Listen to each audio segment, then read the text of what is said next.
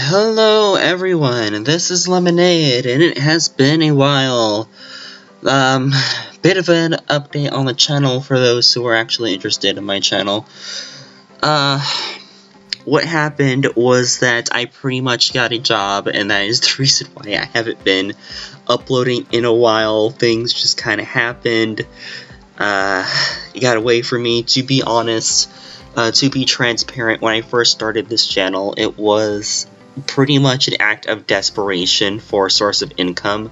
Now this is mainly a video test, so if the recording quality is crap, that is why. I am trying to test to see whether or not if I can truly do any videos on games such as Overwatch, and I'm gonna have to fiddle around with it. But you can see the the recording software, I think, kind of took a huge a huge dump on my computer. Everything is just popping into existence. It's ridiculous. But I'm gonna try doing giving the channel another shot. I'll try to see if this goes anywhere. But basically, I think I have a better idea of what the identity of the channel will be, and it's mainly going to be a mix of gameplay and discussion videos. Okay, now that that's out of the way, if I sound tired, it's because I am. I got woken up and I cannot go back to sleep. Jeez.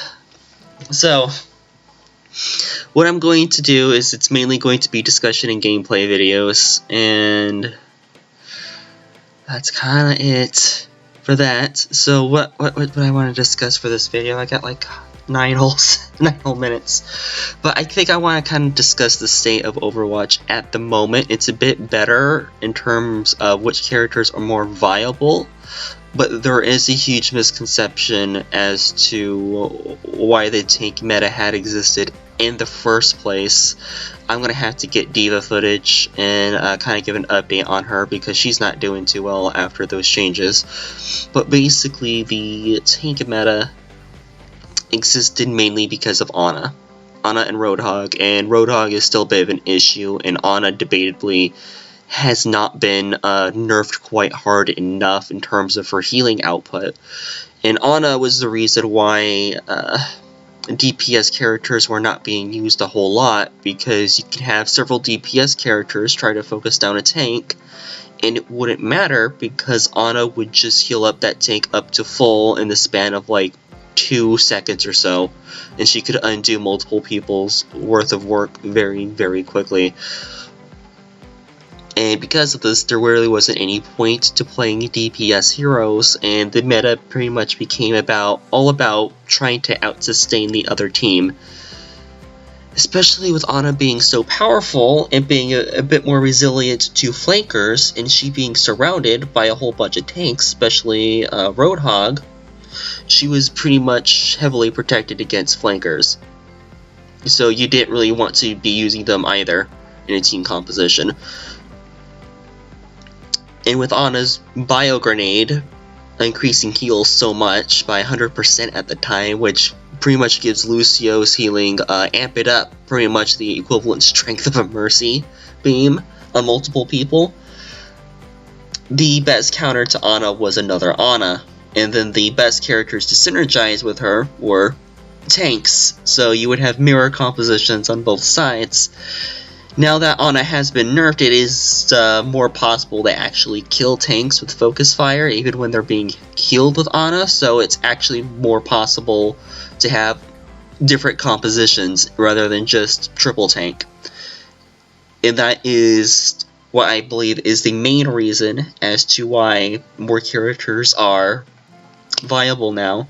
It wasn't because of the Diva nerfs. The Diva nerfs are a whole separate issue that I'm going to have to make a video on. I do also want to make more Warframe content for my Warframe audience. It's just there isn't really a whole lot going on with that game at the moment, so I'm trying to branch out because I didn't want to be a solely Warframe channel. Where was I?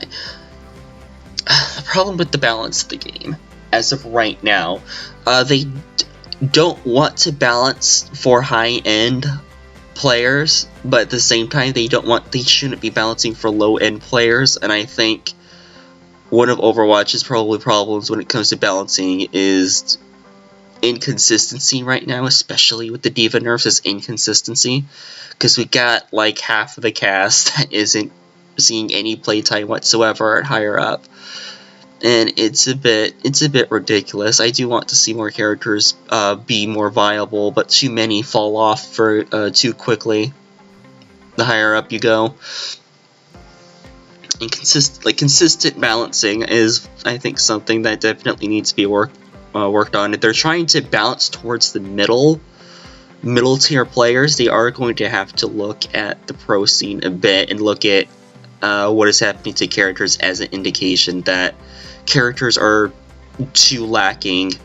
And I think one of the issues I think that the lower end has is that counters exactly aren't really clear on some characters. I think what would probably help the game would be if there was some sort of a bio or character information in the hero gallery, so when they're browsing all of their skins and their emotes and all their extra goodies when they select a character, I think a bit of information should be displayed, demonstrating that character's strengths and weaknesses, such as crowd control, high, or something to that degree, to kind of get an idea, or a brief description, a text that describes that character's playstyle and probably gives some weaknesses that can demonstrate what counters the character weaknesses, such as D.Va's defense matrix not blocking beams, for example. They list that kind of information perhaps in the hero gallery. I think that's kind of the best place to put that.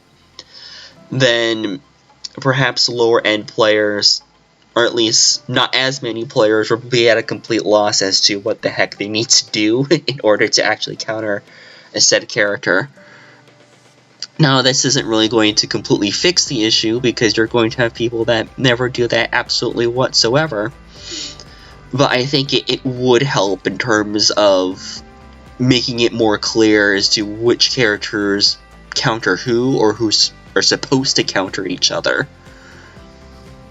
And if they do that, I think that could help the balancing out, at least for the lower end players, because for lower end players, it's not really so much that characters are too difficult to counter, it's more like they don't quite understand how to counter said characters, and it's why they should not really be balanced around. And I can see the arguments for not wanting to balance around high-end play, but at that level you would imagine that people understand how the game is supposed to be played, so you would want to actually take that into consideration with balancing. Now, other YouTubers such as Stylosa and Your Overwatch, they say that perfect balance isn't going to be achieved, your characters are not going to be in the meta all the time. But of course, my counter argument to that, yeah, your characters aren't going to be in the meta all the time, unless of course it's Ana, Lucio, and Reinhardt, then yeah, it doesn't matter. There's kind of an issue with those characters being absolute must-picks nearly all the time at the moment.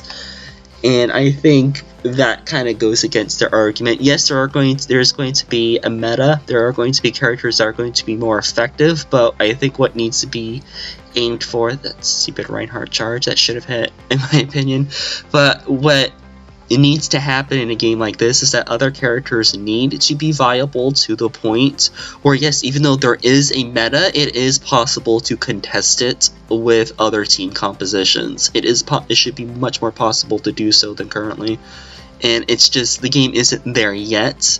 I think a game like this is trying to achieve what's called imperfect balance, where you have characters that are really powerful, but at the same time weak to other characters, and you make other compositions to contest that. And what's supposed to happen is that the characters are supposed to fluctuate a hell of a lot more naturally on their own in terms of usage. Ideally, that is what is supposed to be happening, I believe, is that these should not need nerfs and buffs to all of a sudden come in or come out of the meta and like fluctuate in and out. They need to be doing that on their own, and the game just quite isn't there yet. Due to having 3 characters, I think that having 3 characters pretty much insta-locked as must-pick is part of the issue, because you're not going to get a whole lot of room for fluctuations or the variation when you have 3 characters that have something to bring to the team that no one else has, that happens to be the most effective mechanic in this current point in time. They introduce, say, more characters with speed boost to some degree, but make it so that it cannot be capped, or it has a hard cap so that it cannot be combined with Lucio's speed boost. Then there may be some more variation and fluctuation in terms of Lucio. You won't always have them as a support character. Say they have an offense character that has a speed boost mechanic in some shape or form for his team, then you have some flexibility in not always having Lucio be a support spot, because you have a different character that offers that utility that takes off a different spot in the team. So I think more of that is needed. Oh boy, so that's me rambling. I am experimenting with no script at the moment. I apologize for the shitty quality of the video. This is a test.